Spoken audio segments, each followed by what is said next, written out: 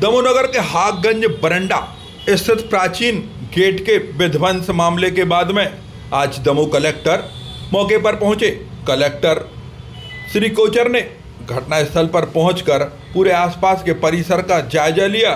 इसके बाद श्री सुधीर कोचर ने आसपास के दुकानदारों से चर्चा की, विशेष रूप से उस दुकानदार की जिसका काफ़ी नुकसान हुआ है। राजेश जैन का जहां के एमपी ऑनलाइन का काम चलता था, उसका लाखों का नुकसान हुआ है। वहीं आसपास के दुकानदारों ने अपनी बिल्डिंग के डैमेज होने और खतरे के हालात बताए, जिस पर कलेक्टर श्री कोचर ने शैलंजन मयूर की दुकान पर पहुंचकर आसपास का जायजा लिया। तो इस पूरे मामले में क्या कुछ कहा, ये सुन। आज मैंने इस पूरे स्थल का निरीक्षण किया और जैसा कि आपको विदित है, कल और पहली चीज़ कि यहाँ पर हमारे 2-3 ऑब्जेक्टिव हैं जो जिस पर हम काम कर रहे हैं। पहली चीज़ कि यहाँ पर और किसी संरचना को नुकसान न पहुँचे, उसके लिए हम लोग कल से काम शुरू करा देंगे ताकि और हमारे इंजीनियर्स नगर पालिका के और पीडब्ल्यूडी के इंजीनियर्स यहाँ पर रहेंगे और उनकी पूरी निगरानी में काम होगा। और इस तरफ और इस तरफ, दोनों तरफ, मतलब जिस तरफ वो गेट था उस तरफ भी और गेट के दूसरी तरफ भी जहाँ पर ये काम चल रहा था, वहाँ दोनों तरफ हमारे इंजीनियर्स से परामर्श करके और जो यहाँ की संरचना है उसको मजबूत करने का काम किया जाएगा, ताकि जो बिल्डिंग्स बनी हुई हैं उनको किसी प्रकार का नुकसान न पहुँचे। तो पहला काम तो हमारा, सबसे पहला काम ये। दूसरा काम हमारा ये है कि जो दूसरे गेट बचे हुए हैं वो भी देखें, इन गेटों को भविष्य में कोई नुकसान न हो, इसके लिए हम जल्दी काम शुरू करेंगे, ताकि यहाँ पर यदि यहाँ के स्ट्रक्चर्स में हमको कोई मजबूती करनी है, उसका सुदृढ़ीकरण करना है, तो दूसरा हमारा काम वो वाला शुरू होगा। तीसरा जो ज़रूरी चीज़ है वो ये है कि हम लोग अभी एसडीएम जो है हमारे, वो इसकी जांच कर रहे हैं। उनको मैंने 48 घंटे का समय दिया है। 48 घंटे में वो जांच करके मुझे रिपोर्ट देंगे और जैसे ही वो रिपोर्ट आती है उस रिपोर्ट के आधार पर हम तत्काल कार्रवाई करेंगे।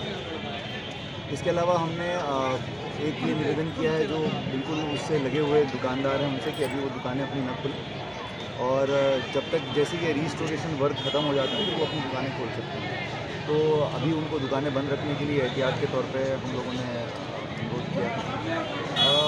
इसके अलावा यहाँ पर इस तरह की जितनी इमारतें हैं जहाँ पर कोई ऐतिहासिक या पुरातात्विक महत्व की इमारतें हैं, उसके आसपास अब कंस्ट्रक्शन नहीं हो सकेगा जब तक कि कम से कम अपर कलेक्टर की अनुमति नहीं होगी। कहीं पर भी कंस्ट्रक्शन नहीं हो सकेगा, भले ही उनके पास नगर पालिका की अनुज्ञा हो, भले ही उनका नक्शा पास हो चुका हो, लेकिन यदि किसी भी ऐतिहासिक इमारत के पास में यदि कोई कंस्ट्रक्शन है तो बिना अपर कलेक्टर की अनुमति के हम उसको नहीं करने देंगे। इसके अलावा इस एरिया के पास में जो हमारी नजूल शीट्स हैं उसमें हमने सारे कंस्ट्रक्शंस बैन कर दिए हैं, पूरी तरह से बैन हो गए। ये जो कंस्ट्रक्शन हो रहा था ये अब अनिश्चित काल के लिए बिल्कुल बंद कर दिया गया है।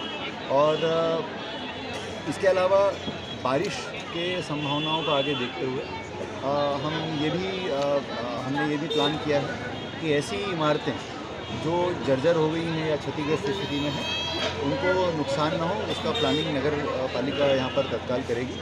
और इसके लिए भी मैंने इन लोगों को निर्देशित कर दिया है।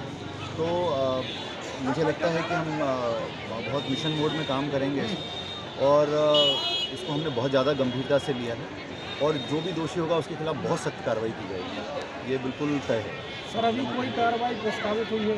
अभी मैंने कहा था आपसे कि मैंने 48 घंटे का समय दिया है जांच के लिए। 48 घंटे जैसे ही पूरे हो जाएंगे वैसे ही मेरे पास जांच की रिपोर्ट आ जाएगी और जैसे ही जांच की रिपोर्ट आ जाएगी वैसे ही कार्रवाई। सर, अभी जो धरोहर इसमें आप देख रहे होंगे अतिक्रमण हुआ है, तो क्या इसको भी हटाएंगे, इनको संरक्षित करने के लिए? देखिए, 2 तरह की धरोहर होती है। एक धरोहर वो होती है जो पुरातत्व विभाग होता है, तो पुरातत्व की दृष्टि से जो संरक्षित की जाती हैं और वो पुरातत्व की दृष्टि से महत्वपूर्ण इमारतें होती हैं, वो इमारतें हमारे ज़िले में केवल 3 हैं, उनमें ये शामिल नहीं है। लेकिन ये ऐतिहासिक महत्व की हैं क्योंकि 1886 की बनी हुई है, तो इस पर क्या है, पुरातत्व अधिनियम लागू नहीं होता है इन इमारतों पर। तो इसके लिए जो हम इसका मजबूतीकरण कराना है, जो इसके आसपास से अतिक्रमण हटाना है, ये सारी जो कार्रवाइयाँ हैं ये हमको अपने रिसोर्सेज से करना पड़ेगी, क्योंकि हमें पुरातत्व से किसी प्रकार का इसमें वो नहीं मिल पाएगा, बिकॉज ये उसके अंदर आती नहीं है। तो इसके लिए हम प्लान करेंगे जल्दी और चूँकि मैंने देखा है कि दमोह में ऐसी बहुत इमारतें हैं, इन सबको प्रॉपरली संरक्षित किया जाए, ये हमारा मिशन रहेगा। हम इस पर काम करेंगे। सर, जो स्ट्रक्चर गिरा है वो प्राचीन है और आप इसको पुनः आप बनाने की बात कर रहे हैं, तो इसमें एक्सपर्ट्स बुलाएंगे आपके किस तरीके से? आप देखिए कि जैसे भोपाल में मिंटो हॉल था, जो कि अब Kushabhau Thackeray international convention centre है, वो 1906 के आसपास का बना हुआ है और उसको उसी स्वरूप में मॉडर्नाइज तरीके से उसको डेवलप किया गया है। तो मुझे लगता है कि हम लोग इसमें पर्यटन विभाग की, पुरातत्व विभाग की, इन सब की मदद लेंगे और मुझे लगता है कि ये हमारा पहला कर्तव्य है कि इसको हम वापस उसी स्वरूप में ला करके खड़ा करें और ये उसी शान से वापस खड़ी हो, बिल्डिंग जो कि पहले इसकी शान हुआ करती थी। तो ये काम भी हम पैरेलली करेंगे क्योंकि ये बहुत ज़रूरी है। इससे जो है, मतलब ये बात सही है कि हम पुरानी इमारत को तो वापस नहीं ला सकते, लेकिन उसके गौरव को वापस ला सकते हैं। कम से कम जो एक दाग लगा है वो काफ़ी हद तक धुल जाएगा। तो इसको मैं बहुत जिम्मेदारी के साथ कह रहा हूँ और हम इस पर काम करेंगे। सर, सराफा मार्केट की जो बिल्डिंग है वो जर्जर है। करीब 4 साल पहले उसको डिसमेंटल करने के आदेश हुए थे, उसको लेकर के सर क्या? इसके बारे में मुझे थोड़ा पता करना पड़ेगा। मैं एक बार नगर पालिका के रिकॉर्ड्स और हमारी चीज़ें देख लेता हूँ। यदि कोई बिल्डिंग जर्जर है, यदि जर्जर डिक्लेयर है, तो उन्हें खाली होना चाहिए। अदरवाइज़ वो जान माल सबके लिए तो मुझे एक बार इसका परीक्षण करना पड़ेगा और मैं कल ही इसको मैं दिखाऊँगा क्या